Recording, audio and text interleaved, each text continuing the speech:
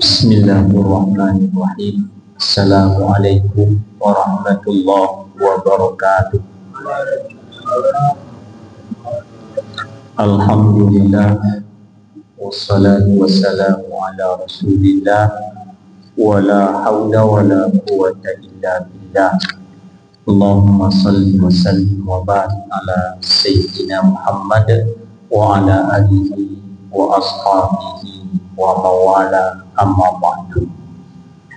Barusan kita dengar anak kita menyampaikan tentang birrul walidain, berbuat baik kepada kedua orang tua. Kita ini kan walaupun sudah tua bapak dan ibu sekalian, tapi pasti punya orang tua. Tidak ada yang lahir seperti Mr. Bean dari atas ke bawah. Nah, kita ngocok daripada ibu kita. Makanya birrul walidain itu penting, karena ridhollah di ridhol walidain, wasabtullah di sabtil walidain. Ridho Allah sangat tergantung kepada ridho kedua orang tua, dan marahnya Allah pun sangat tergantung kepada marahnya kedua orang tua. Nah, jadi sambungan ini, saya mau menyampaikan beberapa hadis yang ada di dalam kitab Bulughul Maram. Ini hadisnya lengkap, Pak. Ini kitab hadis. Ya, ini karangan Al-Hafiz Ibnu Hajar Al-Asqalani. Kalau yang disebut dengan Al-Hafiz itu hafalan hadisnya lebih dari 200.000. Ya, jadi hadis-hadis pilihan untuk apa? Isinya min adallatil ahkam, dari dalil-dalil hukum yang berkaitan dengan ibadah. Kenapa kita harus tahu dengan ibadah itu ada hukumnya, Bapak dan Ibu sekalian?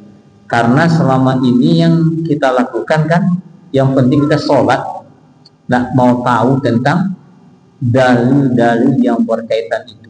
Kenapa? Karena kebiasaan kita itu sesuka hati aja, Pak, ibadah. Padahal ibadah itu tidak boleh dilakukan kecuali ada dalil. Tapi kalau urusan dunia boleh dilakukan kecuali ada dalil yang mengharapkan, itu beda. Kalau ibadah tak boleh dilakukan kecuali ada dalilnya. Tapi kalau urusan dunia boleh dilakukan kecuali ada dalil yang mengharamkannya. Itu beda, Pak.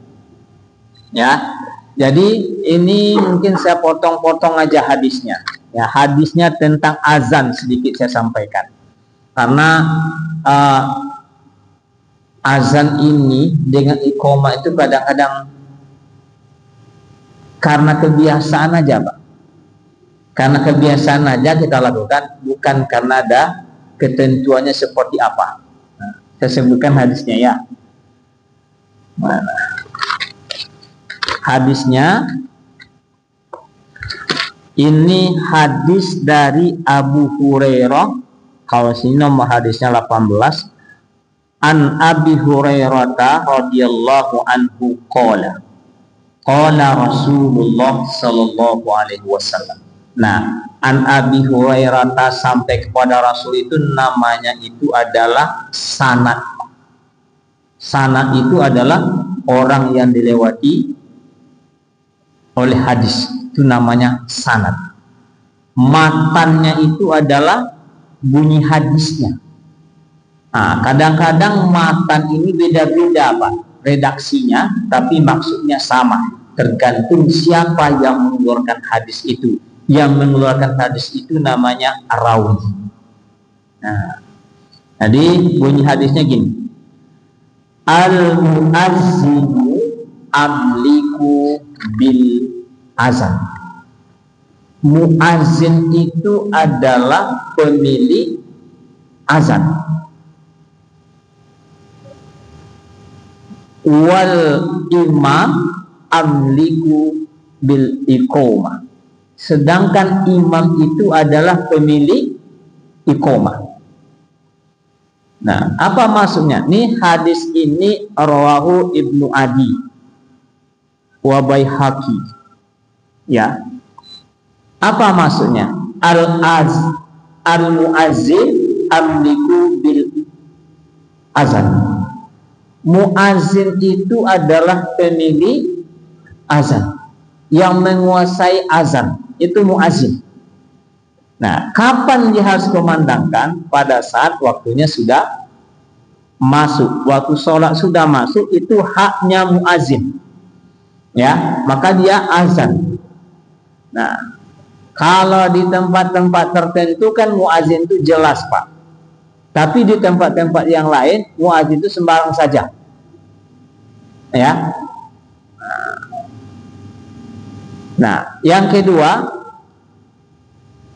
wal imam amliku bil iqamah. Sedangkan imam itu adalah memiliki iqamah. Apa maksudnya? Imam itulah pemilik iqamah sebenarnya, Pak. Tapi yang terjadi di beberapa tempat, bukan semua tempat nih ya, beberapa tempat iqamah itu dimiliki oleh jam digital. Awaklah diatur oleh teknologi, Pak, dalam ibadah. Boleh apa enggak boleh? Boleh-boleh saja, Pak. Cuma sangat membatasilah orang untuk melakukan ibadah-ibadah sunat. Itu akan terbatas orang jadinya. Kenapa? Jarak yang dicontohkan oleh Rasulullah antara azan dengan iqamah itu adalah satu. Orang azan, selesai azan ada yang makan. Selesai dia makan, pergi dia ke masjid, maka itu belum iqamat, Pak. Berapa lamanya tuh? 15 menit ada. Nah, cara yang kedua, di Masjid Madinah itu, kan Masjid Nabawi ini. Nah, orang azan selesai, dia buang hajat ke Baqi'. Baqi' itu makan waktu ya. Kemudian dia pulang lagi, dia belum iqamat. Nah, kira-kira seperti itu. Tapi di tempat-tempat masjid, Pak, beberapa masjid sudah saja dia azan 5 menit langsung iqamat. Itu subuh, Pak. Kan kita dengar ini. Subuh itu kan ada satu kesempatan yang sangat luar biasa. Ya, sholat sunnah fajar itu adalah khairum minad dunya wa ma fihi, lebih baik daripada dunia dan segala isinya. Tapi karena tidak diberikan kesempatan, karena diatur oleh jam elektronik itu, Bapak dan Ibu sekalian, berapa ruginya orang ketika itu? Ya, berapa ruginya? Nah, maka ketentuan hadis ini coba kita pikir-pikir, Bapak dan Ibu sekalian.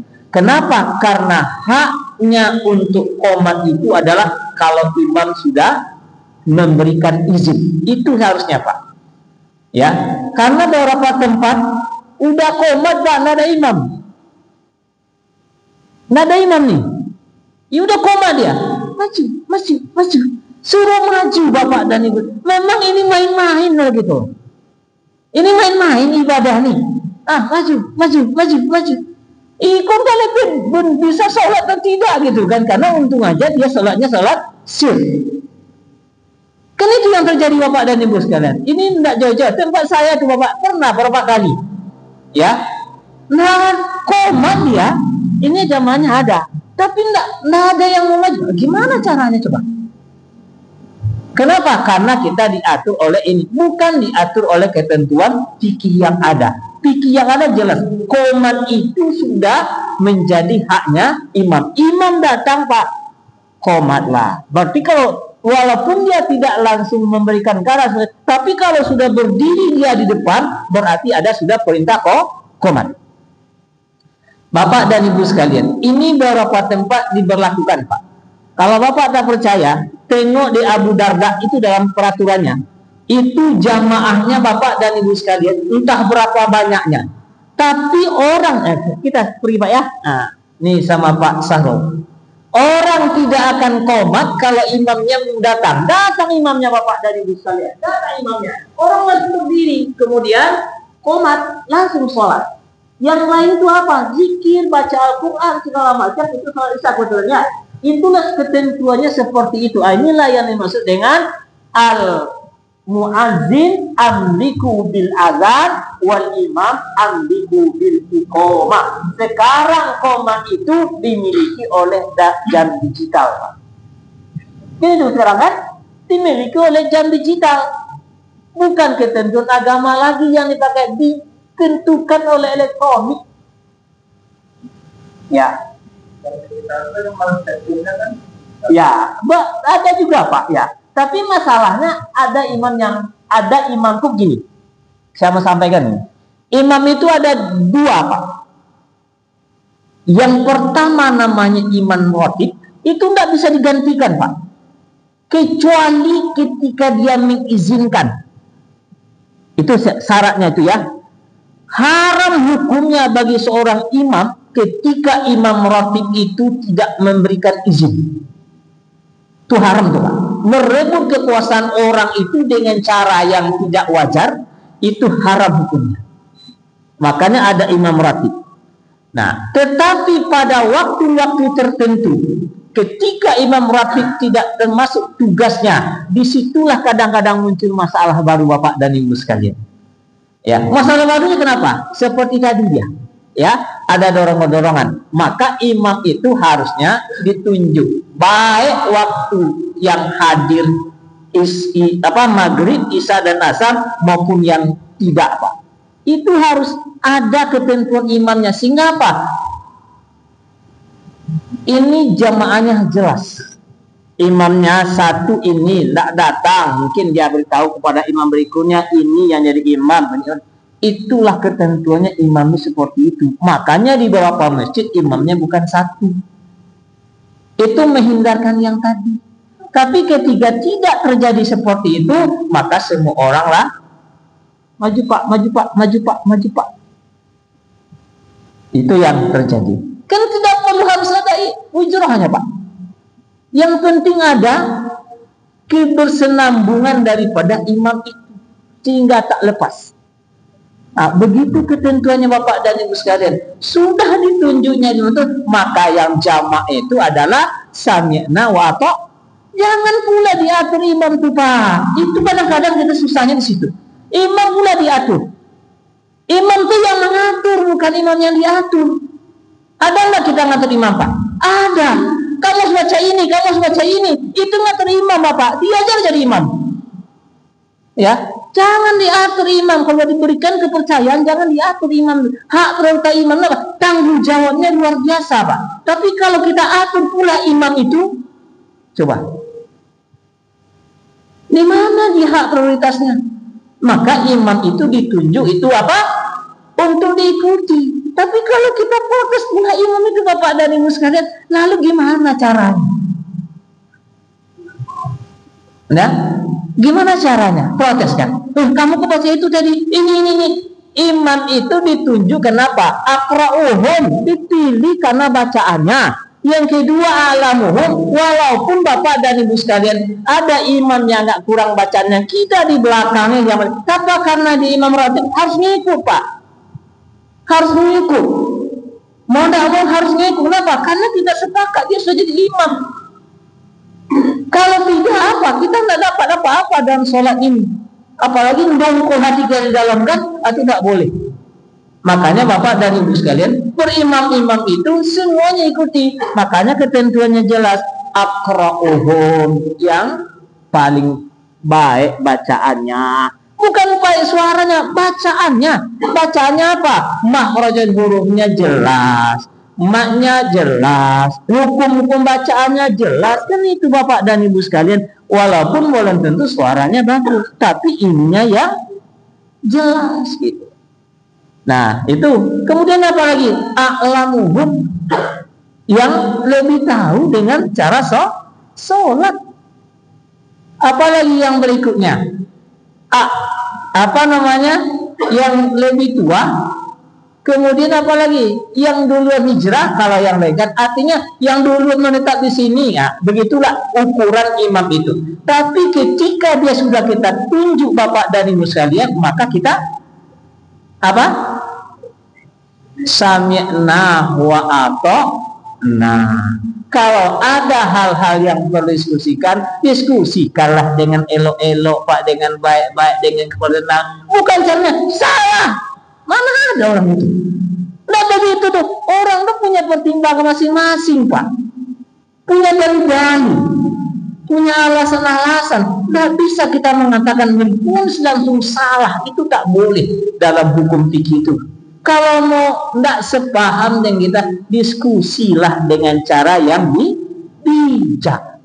Begitu caranya Bapak dan Ibu sekalian. Jangan saling ponis langsung. Ketika ponis langsung itulah yang membuat jadinya apa? Persaudara itu menjadi rusak. Nah, itu satu yang mau sampaikan. Nah, masih tentang berkaitan dengan azan. Nah, jelas tuh dia, azan tuh dia. Ya tergantung saya tinggal nyampaikan, Pak. Dipakai apa tidak? Yang tugasnya sudah selesai. Ya, yang tugasnya sudah selesai. Balighu anni walau ayat. Sampaikan walau satu ayat. Nah, satu. Yang kedua hadisnya masih berkaitan dengan apa? Tentang azan. Leila.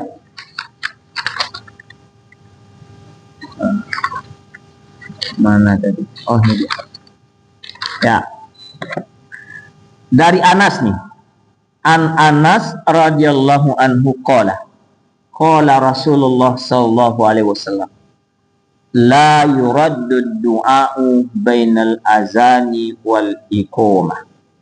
Tak ditolaklah doa antara azan dan iqamah. Kebiasaan itu Bapak dan Ibu sekalian. Tempat lain di sini mungkin tidak. Orang azan tuh sibuk ngotah. Sekolah enggak ada ya? Sekali-sekali lah ibu ya. Sekali lagi. Padahal itu adalah saat yang paling baik untuk berdoa. Makanya setiap kalimat azan itu dalam hadis lain dikatakan maka karir ulang. Allahu Akbar, ulang. Sampai hayya 'alal shalah, hayya 'alal falah, itu dijawab dengan la haula wala quwwata illa billah. Sampai berikutnya. Terus, nah, ada saat yang paling baik untuk berdoa. Kapan? Antara azan tadi yang kita ikuti bacaannya dan antara iqamah. Nah, doanya dikhususkan, Pak. Nah, doanya dikhususkan di mana? Doanya dalam hadis Jabir radhiyallahu anhu anna Rasulullah qala. Nah, dari Jabir ini, Pak ya. Apa katanya? Man qala hina yasma'un nida. Siapa yang mengatakan siapa yang berkata ketika dia mendengar nida itu azan ya, seruan. Allahumma. Allahumma itu apa artinya, Pak? Hah? Apa arti Allahumma? Hah? Nah, saya mau tanya aja. Allahumma itu apa artinya? Hah? Yang dipakai setiap hari itu, Pak. Apa maksudnya itu gitu? Nah, ada yang kata belum? Hah? Ragu-ragu. Allahumma itu sama dengan ya Allah. Itu artinya, Pak, ya Allah. Ada yang dipakai pakaian nida, kemudian Allah disebut dengan munada. Ya Allahu. Nah, itu namanya ya nida, harfu nida, Allah munada. Ada pula yang dengan tak langsung, tapi disebut Rabbuna. Itu termasuk hai Tuhan kami. Walaupun dia tidak pakai ya. Walaupun dia pakai Allahumma. Itu masih sebut dengan panggilan Rabbuna. Atau ya Rabbana. Enggak Rabbuna lagi, Pak. Ya Rabbana. Kenapa? Karena ketentuannya ketika mudhof dan mudhof ilaihnya itu bahasa lain, ya. Maka dia ketika dia jadi munada maka dinasabkan. dia menjadi munada dan mudhaf kepada na menjadi ya Rabbana. Bapak tidak akan pernah ketemukan ya Rabbuna, tidak ada.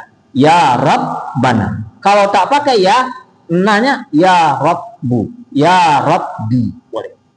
Ada ketentuan. Nah, jadi ketika berkata Allahumma, nah, kalau Bapak dan Ibu sering perhatikan dalam ayat Al-Quran, dia biasanya menggunakan Rabbi, Rabbana, Zolamna, Ampusana, wa tidak pakai apa-apa. Ya, Rabbana, Zolamna, Ampusana, wa illam taghfir lana, itu dianggap, itu menandakan sangat dekat. Ya, sangat dekat langsung. Kalau dia pakai ya, maka agak jarak sedikit lah, itu pengertiannya. Tapi kalau pakai Allahumma, itu menandakan bahwa banyak dosa kita ini, maka dipanggil dengan Allahumma. Dipanggil namanya, kemudian ya Allah. Nah, itu ya. Ya Allah, Allahumma, Rabba. Kenapa tidak Rabbu ya? Karena yang tadi munada, Rabba, Tuhan pemilik hazihi dakwah, Titamma, Tuhan pemilik dakwah yang sempurna ini. Ya, itu artinya Allahumma, ya Allah, Tuhan pemilik seruan dakwah yang sempurna ini.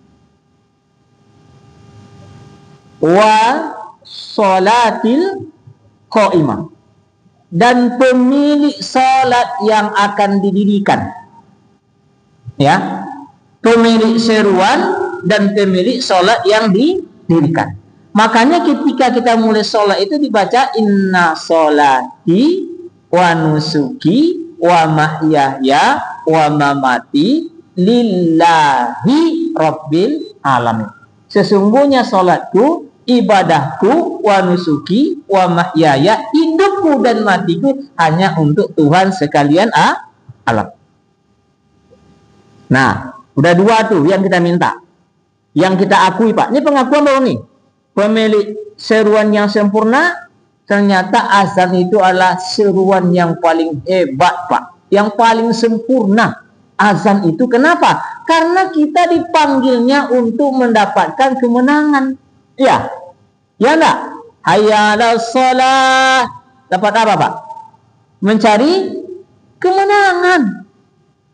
Maka kalau ada orang mendengar kemudian diajak dia untuk mendapatkan keberuntungan dan kemenangan, lalu tidak nyaut dia.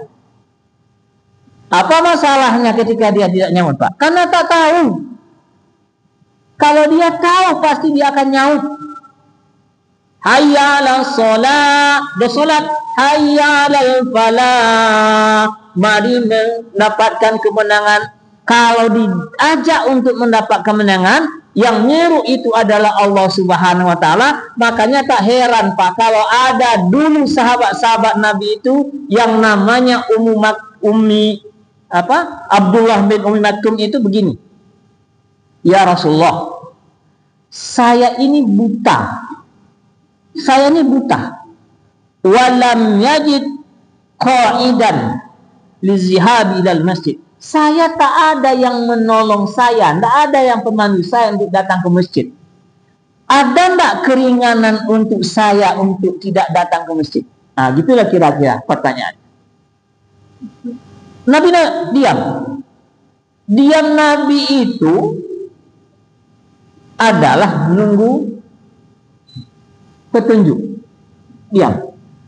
Falamma tawalla an Rasulillah sallallahu alaihi wasallam, tak kala dia pergi meninggalkan Rasulullah sallallahu alaihi wasallam, maka dipanggil lagi oleh Rasulullah. Dipanggil oleh Rasulullah sallallahu alaihi wasallam. Hal sami'ta azan? Apakah kau mendengar azan? Dengar ya Rasulullah sallallahu alaihi wasallam. Fa'ajib, maka kamu wajib datang ke masjid. Nah, habis kan jadi lagi. Nah, kuis dulu. Nah, enggak apa-apa, kuis. Apa yang ada kuis ini? Belum selesai. Nah, sulit-sulit aja. Ibu-ibu 3, bapak 3, bapak 2. Terbalik enggak? Biasanya ibu-ibu 4, bapak 1 gitu. Bukan gitu? Nah, pertanyaannya bapak dan ibu sekalian yang dimuliakan Allah, untuk ibu-ibu lah. Apalah ya.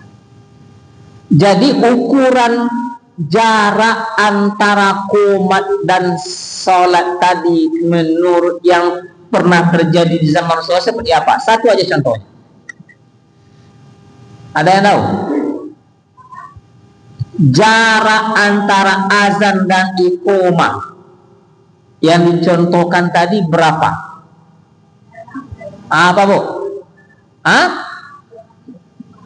Berapa? Saya tak pernah menyebut 15 menit, 10 menit tadi tuh. Hah?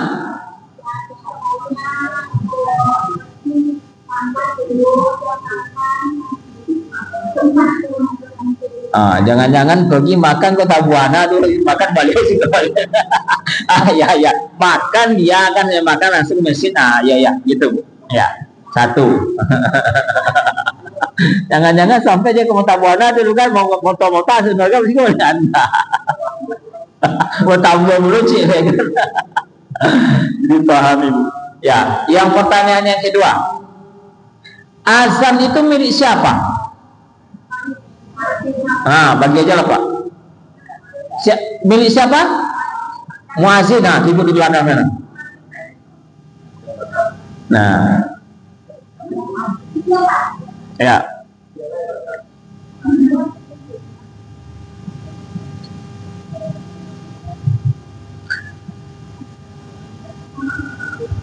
Yang berikutnya satu lagi ya. Yang Pak semuanya ya. Itu siapa? Ibu-ibu. Nah,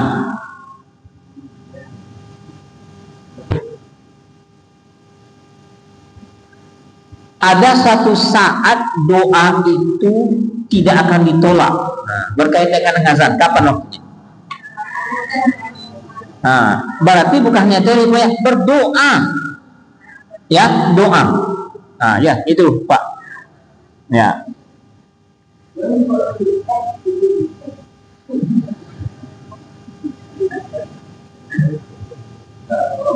Bapak-bapak 2. Ya. Apa arti Rabba hazihi da'wati kama? Coba.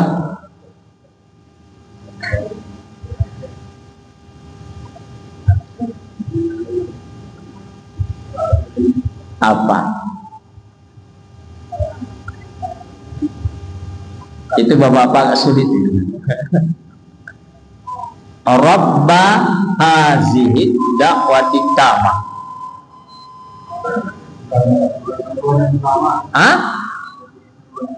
Gimana? Apa Pak? Apa Pak?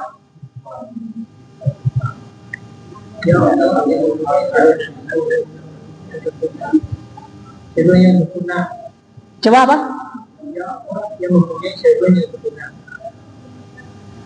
Pertanyaan saya, Rabba apa ini? Tuhan. Hazihid apa?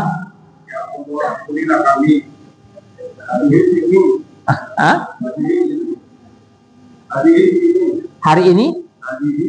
Ya, ini itu Rabba apa? Rabba apa? Tuhan. Hazihid da'wati tama apa artinya? Itu apa maksudnya? Tuhan pemilik seruan ini, gitu. Ya, Tuhan pemiliknya. Kenapa? Itu idhofat, makanya dibawakan harkat semuanya. Hazihi da'wati tamati. Robba di atas. Ya, bagi aja lah tadi ya. Mau dibagi siapa? Nah, ini kaitan dengan berikutnya. Apa artinya? Wassolatil qa'imah. Tadi sudah sampaikan juga. wassalatil qa'imah, tak dibaca wassalatul qa'imatu, wassalatal qa'imata, tidak, tapi wassalatil qa'imati. Apa artinya? Maksudnya apa? Pemilik sholatnya robahnya itu dihazafkan ke Pak. Tuhan pemilik surat ini, Tuhan pemilik sholat yang akan didirikan. Nah, begitu dia. Harusnya seperti itu. Cuma karena dalam bahasa Arab itu tidak mungkin diulang-ulang dua kali kan? Nah, itu namanya atop. Demikian. Assalamualaikum warahmatullahi wabarakatuh. Iya, yang penanya dapat belum?